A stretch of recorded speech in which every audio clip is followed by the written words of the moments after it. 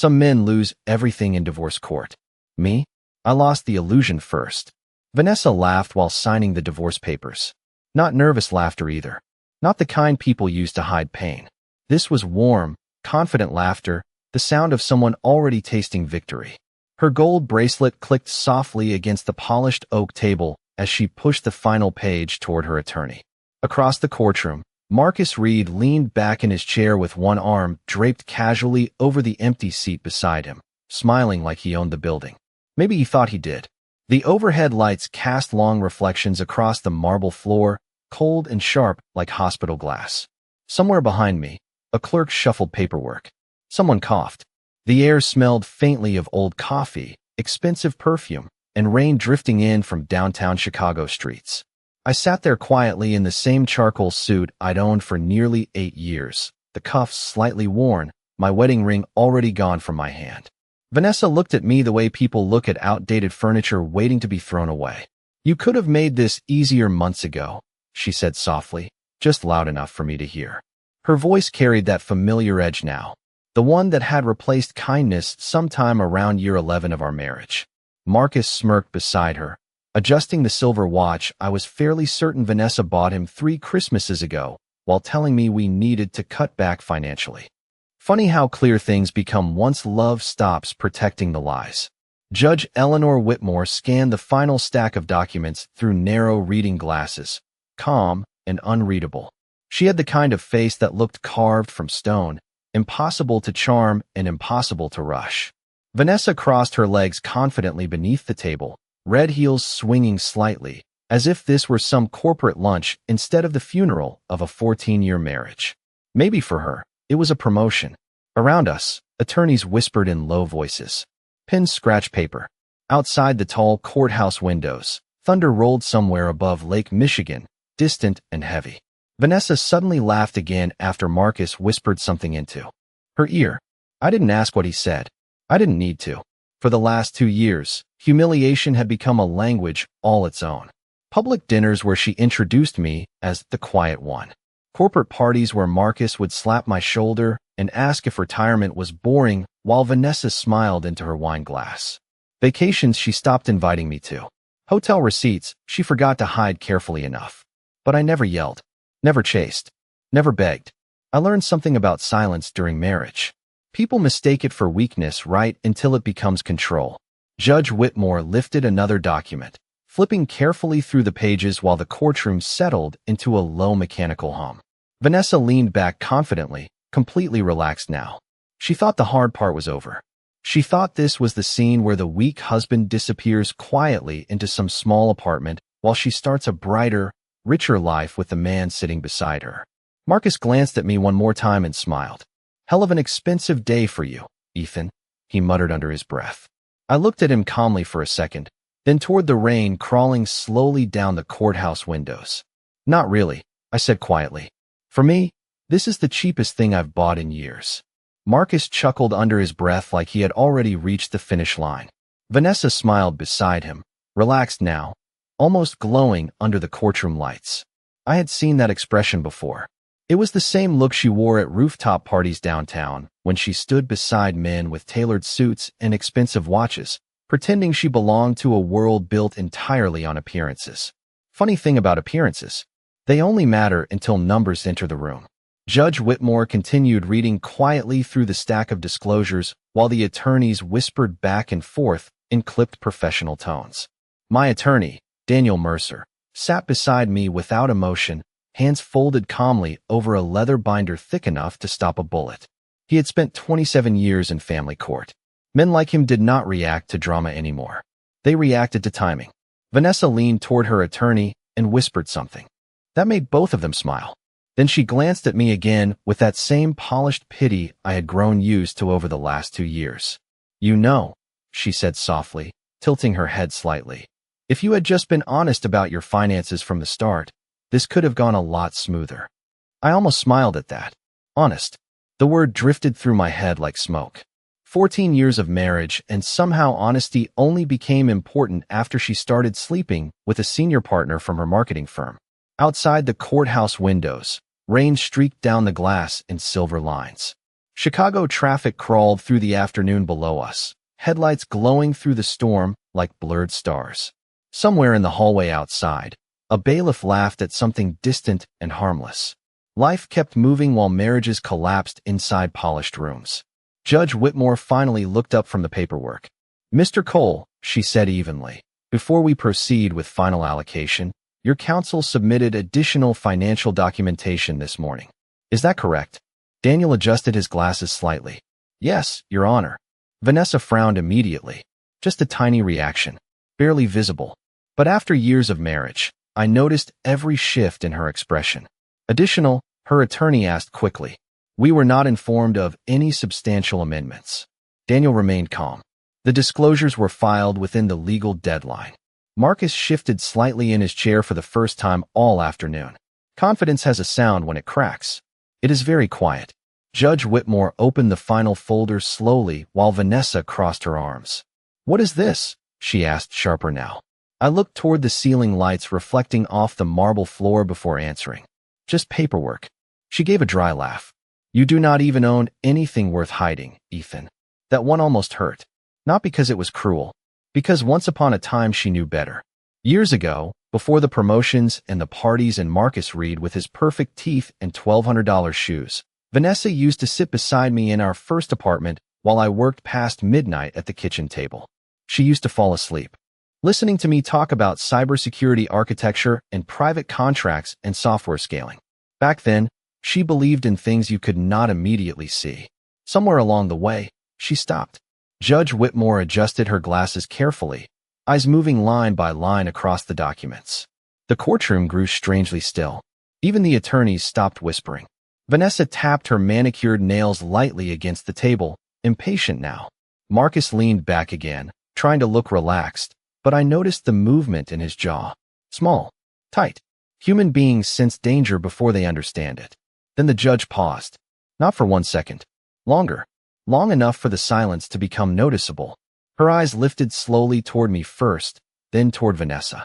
"Mrs. Cole," she said calmly, "before this court proceeds further, there is a financial declaration here that significantly changes the scope of this divorce." Vanessa blinked once. "What declaration?" Judge Whitmore looked back down at the page. "Mr. Ethan Cole's verified net worth statement." The room changed before anyone spoke. You could feel it, like pressure dropping before a storm hits Lake Michigan. Vanessa stopped tapping her nails against the table. Marcus straightened slightly in his chair, eyes narrowing toward the folder in front of Judge Whitmore. Even the younger associate attorneys sitting near the back looked up from their laptops now. Silence in a courtroom is never truly silent. Air vents hum. Papers shift. Someone clears their throat. But this silence felt different. Heavy. Focused. Judge Whitmore turned another page slowly, expression unreadable beneath the cold fluorescent lights. "Mr. Cole," she said carefully, "these holdings were not included in the preliminary marital asset review." Daniel Mercer nodded once. "Because most of them were never marital property, Your Honor." Vanessa blinked hard. "What holdings?" she asked, sharper this time. Her voice carried a tiny crack beneath the confidence now, just enough to notice if you knew her well. I knew her better than anyone once. Or at least I thought I did. Judge Whitmore adjusted the papers neatly before speaking again. "According to these disclosures, Mr. Cole maintains majority ownership interests through multiple private trusts and premarital investment structures connected to Cole Strategic Systems." Marcus frowned immediately. "What the hell is that?" he muttered quietly. I looked toward the rain outside instead of answering. Downtown traffic crawled 20 stories below us, while thunder rolled somewhere beyond the skyline. Funny thing about storms. Most people only notice them once the windows start shaking. Vanessa stared at me now, confusion replacing arrogance inch by inch. "Ethan," she said slowly, "what is she talking about?" For a moment, I almost remembered the old version of her. The woman from 14 years ago who used to sit beside me on our apartment floor eating takeout Chinese food while I built software prototypes on a borrowed laptop. Back then she believed I was going somewhere. Then life got shinier, louder, more expensive. Somewhere along the way, she stopped asking what I was building and started asking why I was not earning more like the men at her office parties. Judge Whitmore continued calmly. Cole Strategic Systems was valued last quarter at approximately $380 million following federal contract expansion and acquisition restructuring. Marcus let out a short laugh like he thought he misheard the number. Vanessa did not laugh. Her face had gone completely still now. "That is impossible," she whispered. Daniel finally opened the leather binder beside him and slid several documents forward across the table. The paper moved softly against polished wood. Quiet. Controlled. "It is all verified," he said. "Tax records, trust agreements, equity distributions, and acquisition statements." Vanessa stared down at the pages without touching them. Her breathing changed first. Faster now. Shallower. "No," she said quietly. "No. Ethan worked in consulting. He barely even traveled." I almost smiled at that. Barely traveled. 3 years flying between Virginia, Colorado, and Northern California building cybersecurity infrastructure for defense contractors while she spent weekends in Napa Valley with Marcus Reed. Amazing what people stop noticing. Once they stop caring. Judge Whitmore looked directly at Vanessa now. "Mrs. Cole, according to these filings, your husband sold a significant portion of his company 6 years ago while retaining controlling interests through non-marital trust structures established before your marriage." Marcus slowly leaned away from the table like distance itself might help him understand what was happening. Vanessa finally looked at me fully then. Really looked at me for the first time in years. The old charcoal suit. The quiet posture. The man she spent 2 years treating like background noise. "Why would you hide this from me?" she whispered. I met her eyes calmly across the courtroom. "I did not hide it," I said softly. "You just stopped listening a long time ago." Vanessa kept staring at me like the courtroom had suddenly become the wrong reality. Her fingers hovered over the documents without touching them. Perfectly manicured nails frozen above pages filled with numbers she could not process yet. Marcus shifted beside her again, less comfortable now, tugging slightly at the cuff of his navy suit. Confidence looks expensive until uncertainty walks into the room. Then it starts shrinking fast. Judge Whitmore continued reviewing the disclosures while rain tapped softly against the courthouse windows. Chicago looked gray outside. Steel and glass fading into storm clouds over the lake. The city always felt colder from high floors. "This cannot be right," Vanessa finally said, voice tighter now. "We shared accounts. We filed taxes together." Daniel Mercer folded his hands calmly. Joint accounts represented a very small portion of Mr. Cole's actual holdings. Marcus gave a dry laugh. Forced this time. So what? He hid money in offshore accounts. Daniel did not even look at him. "No, Mr. Reed. He protected premarital assets through legally established trusts and holding structures long before your relationship with Mrs. Cole began." The way he emphasized relationship made the room colder somehow. Vanessa swallowed hard. I noticed it because for years I noticed everything about her. The tiny movements. The tension around her eyes when she lied. The fake brightness in her smile during the last 18 months of our marriage. Funny how love turns people into detectives long before betrayal gives them proof. Judge Whitmore closed one folder and opened another. "According to these filings," she said evenly, "Mr. Cole retained ownership stakes in several cybersecurity contracts connected to federal infrastructure systems and private defense consulting." Vanessa looked back at me slowly. "Defense consulting?" she whispered. "Ethan, what did you actually do?" That question stayed in the air between us for a second. Strange hearing it now after all these years. Not because she did not know the answer. Because once upon a time she stopped caring enough to ask. I remembered the exact moment things changed. 4 years ago at a rooftop company party downtown. Vanessa wore a black dress that cost more than my first car payment after college. Marcus Reed stood beside her near the skyline windows laughing too loudly while investors and executives floated around them, holding champagne glasses. Someone asked what I did for work. Before I could answer, Vanessa smiled casually and said, "Oh, Ethan does computer stuff. He likes staying invisible." Invisible. That word stayed with me longer than she probably ever realized. Men notice when the person they love starts introducing them like an inconvenience instead of a partner. After that night, the distance grew quietly. Not through screaming matches. Worse, through indifference. She stopped waiting up when I traveled. Stopped asking questions. Stopped pretending my work mattered compared to the polished corporate world she wanted so badly to belong to. Meanwhile, Marcus played the role perfectly. Expensive watches. Loud confidence. tailored suits that looked good under restaurant lighting. Men like him know how to occupy space. They just do not always know how to build anything lasting inside it. You said you hated corporate life, Vanessa said quietly now, almost to herself. I do, I answered calmly. That is why I built systems instead of chasing attention. Marcus scoffed softly. So what? You are some kind of billionaire tech genius now. I looked at him evenly for a second. No, just a man who learned early that privacy is worth more than showing off. Judge Whitmore glanced briefly toward Marcus before returning to the documents. Mr. Cole's current estimated holdings exceed $300 million across trust-controlled entities and equity distributions. This time nobody reacted immediately. The number landed slowly. Heavy. Real.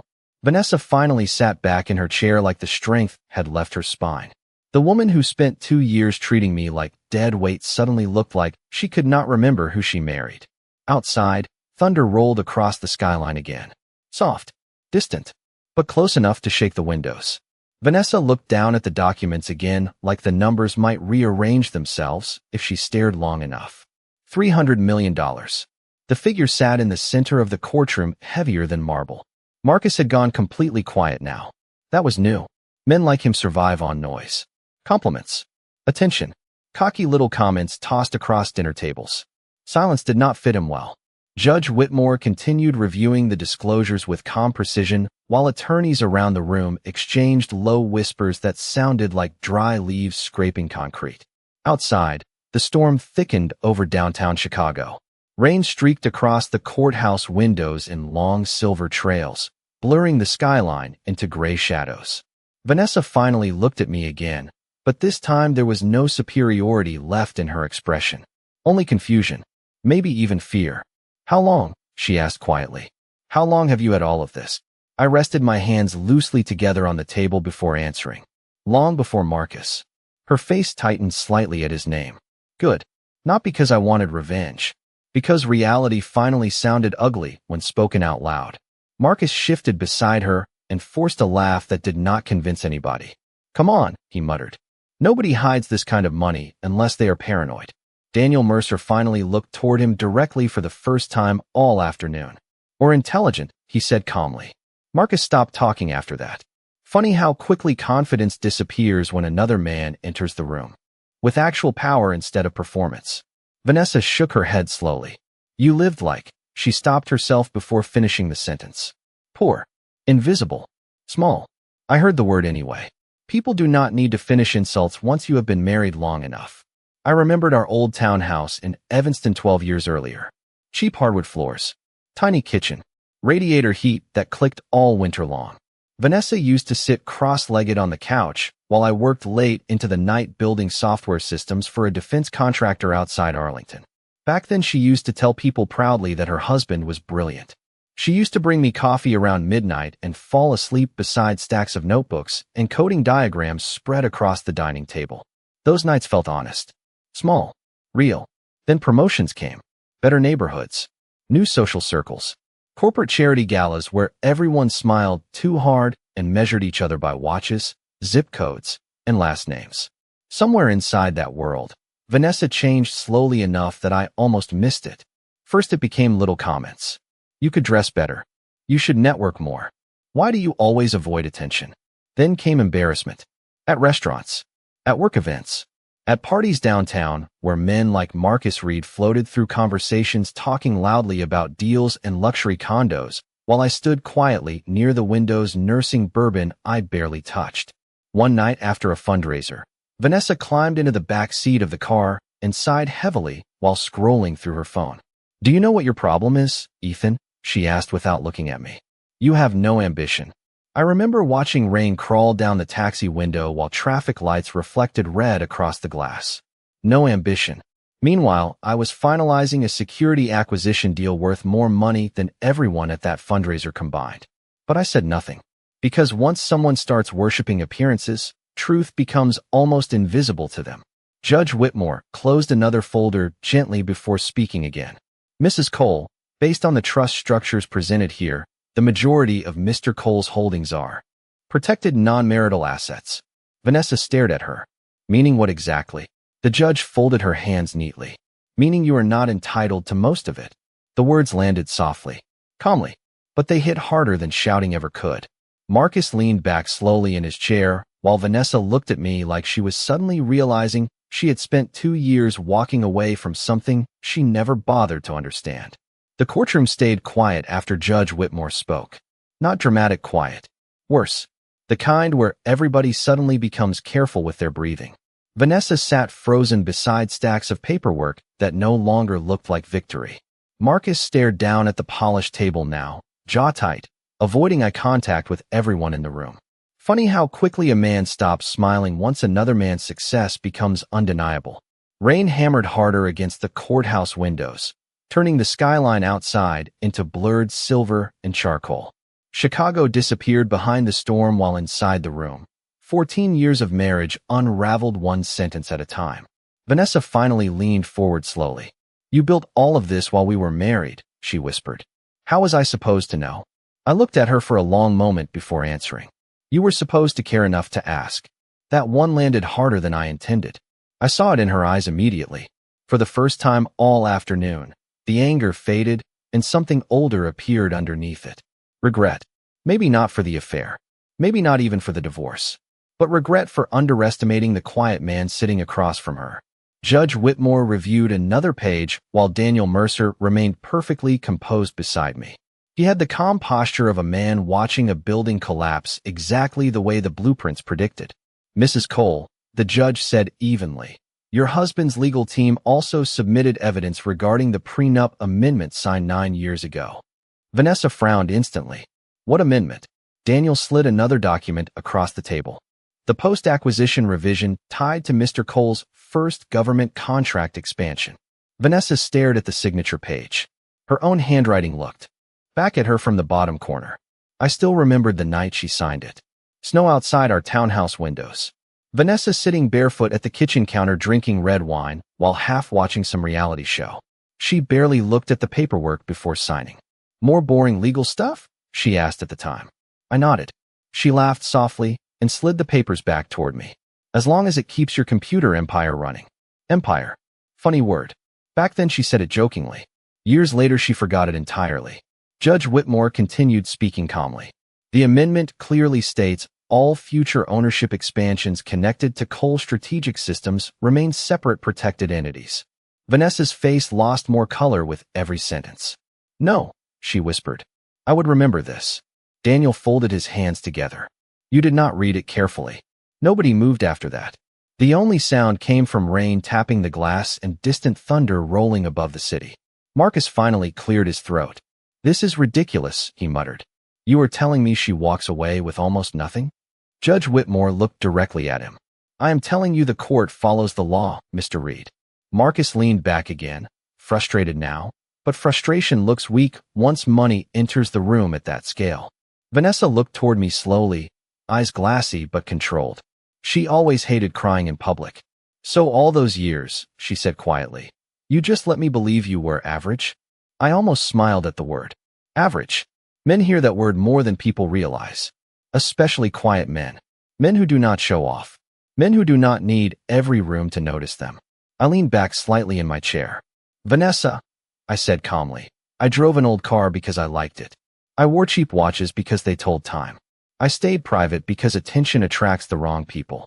My eyes shifted briefly toward Marcus before returning to her. She followed the glance immediately. The silence after that felt enormous. Then something changed in her expression all at once. The arrogance, the courtroom confidence, the polished superiority she carried into this building earlier that afternoon. Gone now. Replaced by the horrible realization that she had not divorced a weak man. She had abandoned a strong one because he did not advertise his strength loudly enough for her new world to respect it. Vanessa lowered her eyes toward the table like she could no longer bear looking directly at me. The courtroom lights reflected softly across the polished wood between us, cold and sterile, the kind of light that makes everything feel exposed. Marcus sat beside her completely silent now, one hand pressed tightly against his jaw while the other tapped nervously against his knee. Earlier that afternoon, he looked like a man arriving at a victory party. Now he looked like somebody checking the exits. Judge Whitmore continued reviewing the final documents while rain rattled steadily against the courthouse windows. The storm outside had settled over the city completely now. Gray clouds swallowed the skyline and turned the afternoon dark enough that the overhead lights reflected off the marble floor like pale water. Based on the trust structures and the enforceable marital agreements, the judge said calmly, Mrs. Cole's entitlement is limited to jointly acquired liquid assets and the residential property division already outlined in preliminary review. Vanessa blinked slowly. That is it, she asked quietly. Judge Whitmore nodded once. That is the law. Marcus finally leaned forward again, frustration bleeding into his voice now. Hold on. She was married to him for 14 years. The judge looked toward him with patient exhaustion.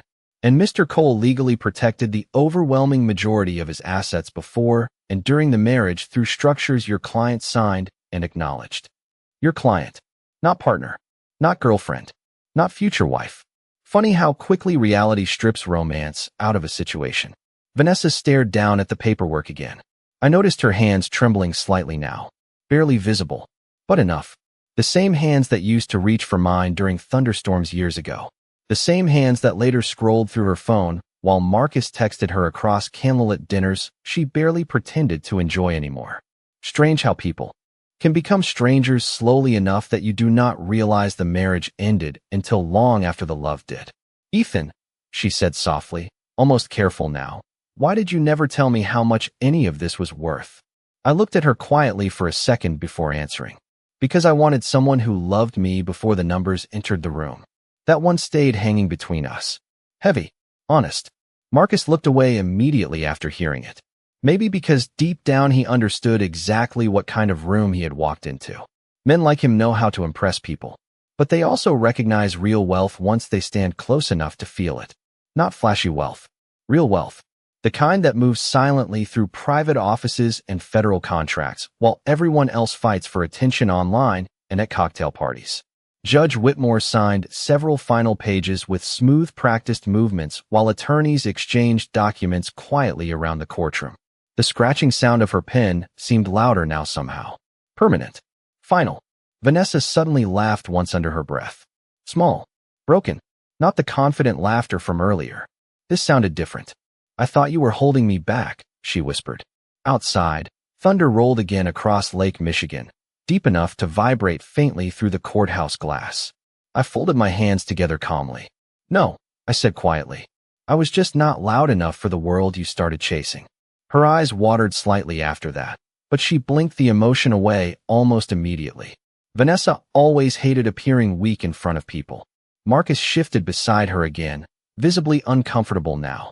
He checked his watch without realizing he had already checked it 3 times in the last 10 minutes. That detail almost made me smile. Judge Whitmore finally closed the last folder and looked directly at both of us. This court will finalize the dissolution effective immediately. The words landed softly. 14 years reduced to a sentence and a signature. Funny how marriage takes years to build and only minutes to legally erase. Vanessa slowly removed her wedding band from the table where she had placed it earlier and stared at it in silence. Then she looked at me one last time with an expression I had not seen from her in years. Not anger, not superiority, not pity. Loss. Pure and unmistakable loss. The sound of the judge's signature echoed softer than rain, but somehow it carried more weight. 14 years finished with black ink on white paper. No explosions. No dramatic shouting. Just silence and paperwork. That is how most real endings happen. Quiet enough that your brain keeps expecting someone to stop it. Nobody did. Judge Whitmore handed the finalized documents to the court clerk and removed her glasses slowly. You are both legally divorced effective immediately, she said calmly. Then she stood and disappeared through the side door without another word.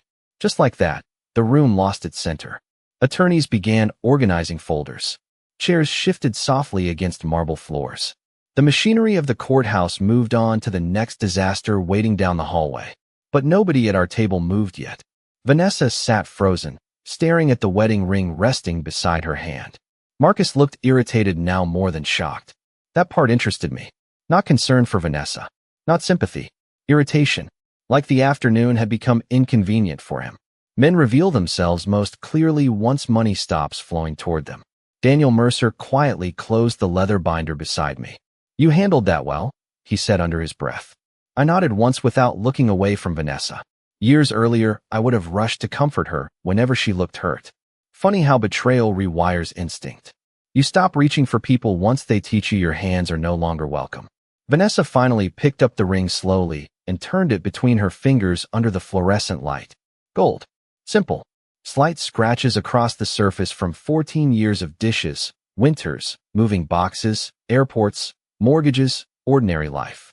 The kind of ring built for reality instead of attention. Was any of it real? She asked quietly without looking at me. The question hung there heavier than everything else that afternoon. Marcus shifted beside her immediately, uncomfortable now. Good. Some questions. Should make people uncomfortable. I leaned back slightly in my chair before answering. All of it was real, I said calmly. At least for me. Vanessa closed her eyes briefly after hearing that. I remembered our first apartment again. Sunday mornings with cheap coffee and snow piled outside the windows. Her feet tucked beneath my leg on the couch while we argued about movies and future vacations we could not afford yet. Back then she used to laugh differently. Softer. Honest. Before status became more important than peace. Before every dinner turned into networking. Before she started measuring human worth by visible success instead of character. Marcus suddenly stood from his chair and adjusted his suit jacket sharply. We should go, he muttered. Not we need air. Not are you okay. Just we should go. Vanessa looked up at him slowly, and for the first time all afternoon I watched her truly see him. Not the polished executive from rooftop parties.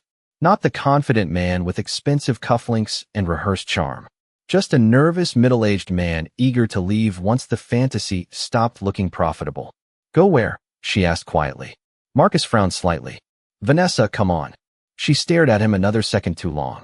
Then something inside her expression changed again. Tiny, but permanent. The kind of realization people carry for years afterward. She looked back toward me, eyes tired now instead of angry.